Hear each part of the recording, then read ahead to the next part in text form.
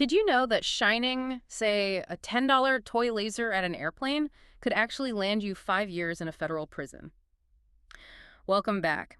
Today we are taking a deep dive into something pretty serious and often, I think, misunderstood. It's the federal crime of aiming a laser pointer at an aircraft. We've gathered sources detailing the really high-stakes penalties, the tough challenges law enforcement faces, and why coordination between local police and federal agencies like the FAA, even the Secret Service, is so crucial. It's definitely a complex puzzle, legally and logistically, and we're here to sort of break down just how serious this offense really is. Yeah, and it's not just theoretical, is it? We saw the gravity recently with a pretty high-profile case.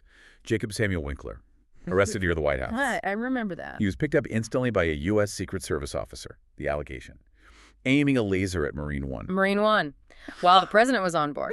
That's right. And this wasn't, a we'll look into it later thing or some kind of warning. It was an immediate federal felony charge, looking at up to 5 years. So that incident, it really just highlights how this kind of behavior, regardless of intent, is seen as a direct, immediate threat, a threat to protectees and really for national security. Wow. Okay. That definitely sets the stage. But it's still hard for many people, I think, to wrap their heads around why this act, which, let's be honest, often seems like stupid recklessness, why it's met with such, well, overwhelming legal force. Why does the government take it so seriously? Well, the core reason, the main driver, is public safety and maintain secure national airspace. The law itself is very clear. Knowingly aiming a laser at a plane or even just its flight path, that's a federal felony. It's under 18 U.S. Code 39A. The government views the potential outcome as, frankly, catastrophic, and that's why the penalties are structured the way they are, so severe. Let's dig into that specific danger then, because that's what really justifies the federal reaction, right? What is the risk? Is it just like annoying light, or is it a genuine threat to actually flying the plane safely? Oh, it's absolutely a genuine threat, particularly during the most critical parts of a flight, think takeoff and landing.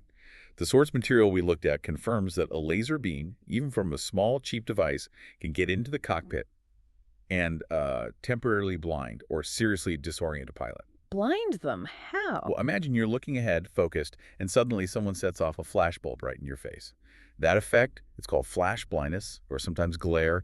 It can last for crucial seconds. Okay, but how temporary is temporary? If you're trying to land a big commercial jet, with hundreds of people on board, Yeah. how long can a pilot afford to be disoriented? Even just 2 or 3 seconds can be fatal. Seriously. During that final approach to landing, the pilot's workload is maxed out.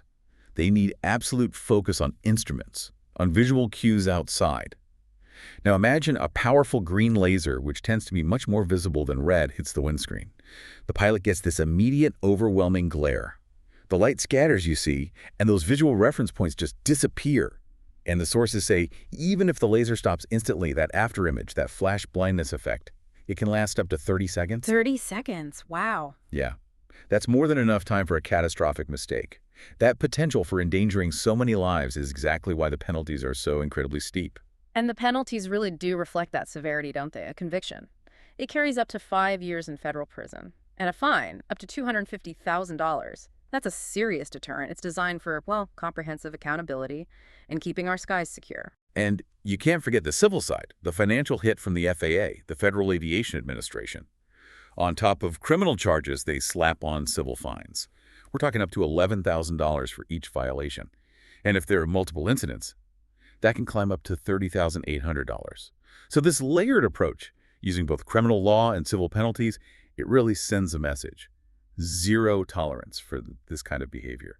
It's all about protecting the air travel system. Okay, that brings up the next sort of operational question. If it's a federal felony under FAA and maybe FBI jurisdiction, where do the local guys fit in? Your city cops or the county sheriff? It seems like the federal agencies should handle it all. Yeah, that's the big logistical hurdle, isn't it? Yeah. Federal enforcement across such a huge country. Our source material points out what you could call the Achilles heel of the federal response. It's about speed and location. Federal aviation safety inspectors from the FAA, the key investigators, they often cannot get to the scene of an incident immediately. There just aren't that many of them. And they cover large regions. They can't be everywhere at once. Ah, okay. So there's a time gap. And that's where local police come in, to fill that gap. Absolutely. Local law enforcement agencies, or LEAs, they become the essential first responders. They're the ones on the ground, right there, positioned to detect, deter, and start investigating right away. We really rely on their speed because, honestly, the clock starts ticking immediately on crucial evidence. What's the most critical piece of that time-sensitive evidence? Something local police can grab that the FAA might miss because of that travel delay. Video. Definitely video evidence. Local officers are absolutely crucial for grabbing video, or even still photos from security systems, whether public or private. The sources really highlight this.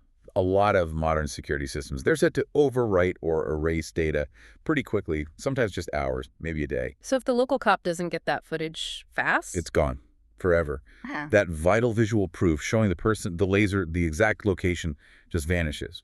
And the same urgency applies to getting witness statements. Right, they handle the initial witness interviews too. Exactly. They find witnesses and talk to them while the event is still, fresh in their minds. Getting contact info and initial statements right then and there. It's priceless for the federal investigation that follows. Memories fade, people move. Yeah. It gets much harder later. The sources really stress this coordination aspect. It's key for effective governance. Local speed makes federal prosecution possible. Makes sense. And for that coordination to work, I assume the local agency has to tell the feds quickly that something happened, that a case is open. How does that notification work? Yeah, they have to. LEAs are required to give immediate notification about an incident to one of the FAA's regional operation centers. They call them ROCs. Think of the ROCs as like nerve centers. They let the FAA track incidents across the country and decide where to send resources.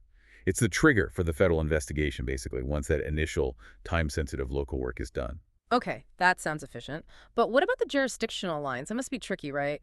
The FAA is regulatory. It's not a police force in the usual sense. How do they make sure local police aren't, say, overstepping constitutional boundaries when they collect evidence for what might become a federal civil case? That's a really critical point. It requires very careful attention to the legal process. The FAA has to be extremely cautious not to mix its civil safety enforcement role with criminal law enforcement. The source material explains it clearly. Standard police methods, like making an arrest or searching without consent, those are generally outside the FAA's authority in its civil actions. So an FAA inspector can't just show up and, kick down a door looking for a laser pointer. No, definitely not. Those kinds of aggressive law enforcement actions can only happen if they're a direct byproduct of an independent state or local criminal investigation. It's a complex structure. Yeah, it has to be, to respect both the Constitution and the different jurisdictional limits. Local police act based on probable cause under their local laws, make the arrest, do the initial search, and then the evidence they gather legally can be used by the FAA in its civil case and also by the U.S. Attorney's Office for the federal criminal prosecution. It's delicate, definitely multi-layered, but it's designed to uphold both safety and rights. Okay, let's shift gears a bit to the challenge of actually catching these offenders. The sources mention that when people aren't identified, it's usually because authorities just couldn't find them fast enough. So what happens if a suspect tries to hide, maybe in a city, or runs inside a house? Right, and that's where modern police tech really comes into play. Especially, interestingly, when the target is another police aircraft or maybe a news helicopter. The identification rate tends to be higher in those cases. The equipment they have now is specifically designed to counter attempts to hide. Okay, tell us about that tech. What are they using up in the air? Well, police helicopters, they're usually kitted out with pretty sophisticated systems. We're talking high-quality cameras, often with really good night vision, thermal imaging sometimes, powerful zoom lenses. These tools let the crew in the air, even from thousands of feet away, pinpoint exactly where that laser beam is coming from. And once they locate the source, the high-def video gives clear visual confirmation, often crucial. I know technology plays a big role, but the sources also mention something interesting, that authorities don't just rely on, say, computerized facial recognition to ID someone. How do they confirm who it is if the person tries to blend into a crowd? That's right. Even with great video, they still rely heavily on the human element, the old Mark I eyeball, as they sometimes say. So it's visual confirmation by officers on the ground who actually saw the suspect, maybe followed by showing photos to witnesses. That lineup process, backed up by the recordings, that's still fundamental. It's really the combination. Immediate tracking from the air plus a rapid response on the ground. That teamwork means even if someone runs into a group, they can often still be isolated and identified. And that brings us kind of full circle back to the Secret Service, because they operate under a completely different set of immediate priorities, don't they? That Marine One incident you mentioned is a perfect example of their specific protective mission. Exactly. The Secret Service, they have that dual role, protecting currency, infrastructure, but also protecting the nation's leaders. Yeah. Winkler's arrest near Marine One, that falls squarely under the protective mission. Because the laser posed a direct risk of flash blindness and pilot disorientation to a protectee in that case, the President, the Secret Service officer, had an obligation to intervene immediately and decisively. So just to clarify, if a commercial pilot gets lasered, it's a serious felony, right? It triggers local police response, then FAA investigation. Yes. But if the president's helicopter is targeted, it's boom, instant federal arrest by a Secret Service agent right there on the spot. That's the key difference, yes. The threat assessment is immediate, and it dictates the response. The Secret Service essentially bypasses that phase notification process needed for the FAA purely because of who is being protected.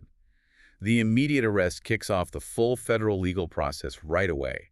It ensures accountability for that specific threat to leadership and shows, well, the seamless execution of their protective duty. So wrapping this up, whether it's about protecting hundreds of passengers on a commercial flight or the commander-in-chief, the message seems crystal clear. Aiming a laser at an aircraft isn't just dumb, it's a serious federal felony. And it's met with severe, often immediate consequences, backed up by this pretty powerful coordination between local and federal authorities. It seems like a necessary step to keep our airspace safe. Absolutely. And we've seen just how much energy and really high-level coordination goes into prosecuting these acts, which are often just reckless, right? From local cops grabbing that disappearing video evidence to Secret Service agents making instant felony arrests. And the sheer volume is staggering. The source material points out the Secret Service alone looks into thousands of these incidents every year, which, it raises an important final thought, maybe an operational question. Considering the limited resources these agencies have, especially the Secret Service with its critical dual missions protecting finances, infrastructure, and leaders from major threats, how much does the time and manpower spent chasing down these, frankly, preventable acts of endangerment take away from their focus on bigger, maybe more sophisticated threats to the nation? It's a fair question, I think. Where can those finite resources best be used to keep the country secure? Something to think about.